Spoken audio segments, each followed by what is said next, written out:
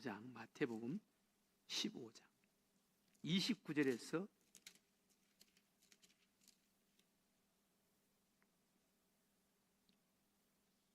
31절까지 있는 말씀 보겠습니다. 29절에서 31절. 교회는 어떤 일들이 일어나야 하고 또 그 일들을 통해서 교회가 어떤 모습이 되어야 하는가라는 것을 하나님께서 우리들에게 말씀하시는 귀한 말씀인데 한번 보세요. 29절에서 31절. 제가 29절 읽고 여러분들이 30절, 다 같이 31절 읽어보겠습니다. 예수께서 거기서 떠나 갈릴리 호숫가에 이르러 산에 올라가 거기 앉으시니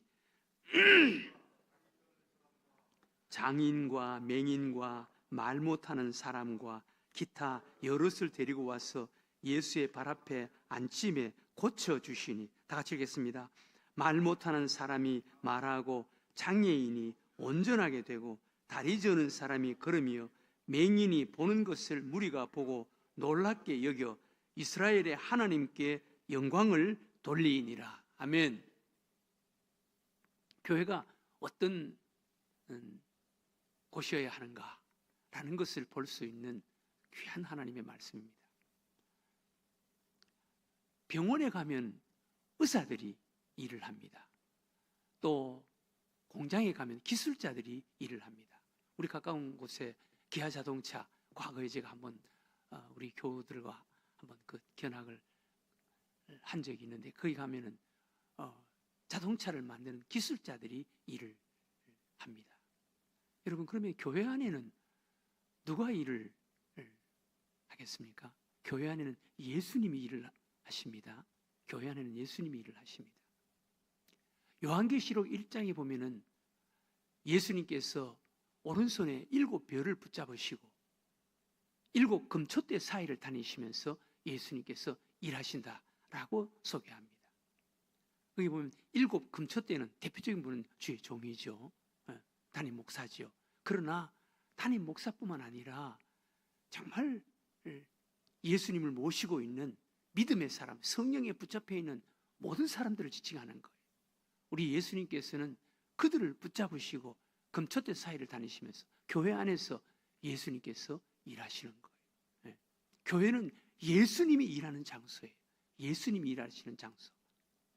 그러면 오늘 예수님께서 일하시는 것을 소개합니다. 30절에 큰 무리가, 29절 이하에 예수께서 거기서 떠나 갈릴리 호숫가에 이르러 산에 올라가 거기 앉으시니 큰 무리가 다리 저는 사람과 장애인과 맹인과 말 못하는 사람과 기타 여럿을 데리고 와서 예수의 발 앞에 앉힘에 고쳐주시니, 말 못하는 사람이 말하고 장애인이 온전하게 되고 다리 저는 사람이 걸으며 맹인이 보는 것을 무리가 보고 놀랍게 여겨 이스라엘의 하나님께 영광을 돌리더라. 예수님이 일하시는 모습, 그리고 그 결과를 통해서 우리가 해야 할 우리의 자세, 태도, 하나님께 영광을 돌리더라. 네. 성경에 보면은 예수님께서 일하시는 많은 모습들을 소개합니다. 마태복음 4장 23절에 보면은 예수께서 온 갈릴리에 두루 다니시며 그들의 회당에서 가르치시며 천국 복음을 전파하시며 백성 중에 모든 약한 것과 모든 병을 고치시니 그들의 소문이 온 수리아에 퍼진지라. 사람들이 모든 앓는 자, 곧 사람들이 각종 병에 걸려서 고통당하는 자, 귀신 들린 자, 간질하는 자, 중풍병자들을 데려오니 그들을 고치시더라. 예수님께서 회당에서 가르치시고 전파하시고 또 이런 많은 병든 자들을 고치시더라는 거예요. 그래서 그 소문을 듣고 많은 사람들이 각종 병에 걸려 고통당하는 귀신 들린 자, 간질하는 자, 중풍병자를 데려오니 예수님께서 고쳐주시더라. 이것은 이미 구약 성경에서 예수님께서 이런 일을 하실 것이다, 이런 분이 오셔서 이런 일을 하실 것이다 라고 예언을 한 말씀입니다. 이사야서 53장 4절에 보면 이렇게 말씀합니다. 그는 실로 우리의 질고를 지고 우리의 슬픔을 당하였거늘 우리는 생각하기를 그는 징벌을 받아 하나님께 맞으며 고난을 당한다 하였노라. 그가 찔림은 우리의 허물 때문이요 그가 상함은 우리의 죄악 때문이라. 그가 징계를 받음으로 우리는 화평을 누리고 그가 채찍에 맞음으로 우리는 나음을 받았도다. 우리는 다 양 같아서 그릇 행하여 각기 제 길로 갔거늘 여호와께서 우리 모두의 죄악을 그에게 담당시키셨도다. 마태는 이 이사야서의 예언을 이렇게 해석을 해주십니다. 마태복음 8장 17절에 이는 이사야 선지자를 통하여 하신 말씀에 우리의 연약한 것을 친히 담당하시고 병을 짊어지시도다. 함과 함을 이루려 하심이라. 이사야서의 이 예언, 예수님에 대한 이 예언을 마태는 선지자 이사야를 통하여 하신 말씀에 우리의 연약한 것을 친히 짊어지시고 친히 담당하시고 병을 짊어지셨도다. 병을, 우리의 연약한 것, 우리의 죄악된 여러 가지 연약한 것, 그리고 우리의 병을 짊어주신 분이시다. 이것을 이루려 하심이라 라고 말씀하십니다. 예수님께서 채찍에 맞으시고 예수님께서 십자가에 돌아가신 것은 우리의 죄악, 우리의 병, 우리의 약한 것을 예수님께서 다 짊어지시고 예수님께서 가져가셨다는 것.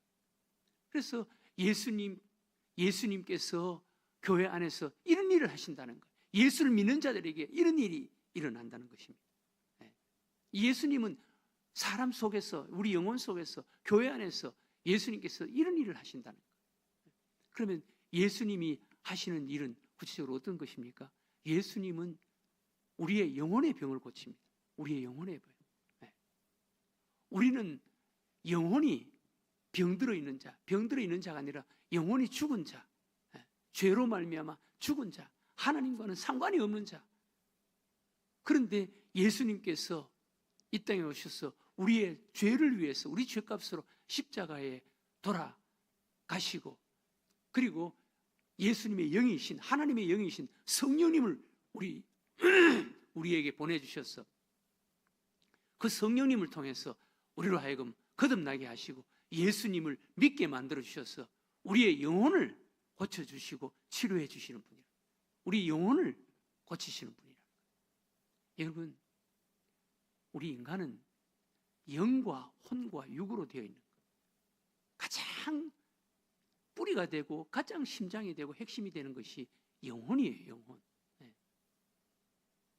영혼이 변화되고 새로워져야만이 우리의 혼, 우리의 인격, 우리 감정이 바꿔지고 변화되고, 또 그것이 변화될 때 우리의 생활과 삶이 변화되지, 영혼이 변화되지 않으면 안 되는 거예요. 지식으로 아무리 많이 배웠다고 해서 지성으로 여러분 제대로 살아갈 수가 있습니까? 그거로 안 되는 거예요. 영혼이 거듭나야 돼요. 영혼이. 예수님께서 니고데모는 유대인 가운데 최고의 지성인이었습니다. 그런데도 예수님께서 니고데모에게 영혼이 거듭나야 된다, 영혼이 다시 살아나야 된다 라고 말씀하십니다. 예수님께서는 우리의 영혼을 고쳐주시는 거예요. 영혼을 치료해 주시는 거예요. 교회에 와서 정말 예수님을 만나고 예수님을 믿는 자는 영혼이 거듭나는 자가 되는 거예요. 영혼이 고침을 받는 자가 되는 것입니다. 두 번째, 예수님께서 고쳐주시는 것은 우리의 성품과 우리의 인격을 고쳐주시는 거예요. 정말 그 예수님을 만나고 영혼이 거듭난 자, 그리고 그 예수님을 말씀을 통해서 배워가고 알아가는 자, 그리고 닮으려고 노력하는 자는 그 성품과 그 인격이 바꿔지고 변화되는 거예요. 여러분, 우리의 성품이 완전히 100% 완전히 바꿔지고 거룩해 지기는 이 땅에서는 참 어렵겠지만, 그러나 예수 믿고 나면은 좀 변했다, 좀 달라졌다라는 소리는 들어야 돼. 영혼은 우리 눈에 보이지 않습니다. 그러나 그 성품과 인격은 달라지고 바꿔지고 변화되는 것은 우리가 볼 수가 있고 알 수가 있는 거예요. 가장 먼저 아는 것은 가족이에요. 제가 제자훈련을 하면서 항상 제자훈련 몇 개월 하고 나면은 여집사님들 보고는 남편이 좀 변했다 그럽니까? 그렇게 물어봅니다. 또 남자 집사님들, 남자 성도들이 제자훈련을 하는 분들에게는 아내가 제자훈련을 하면서 좀 바꿔지고 달라졌다라고 이야기합니까? 물어봅니다. 이게 좀 달라져야 되는 거예요.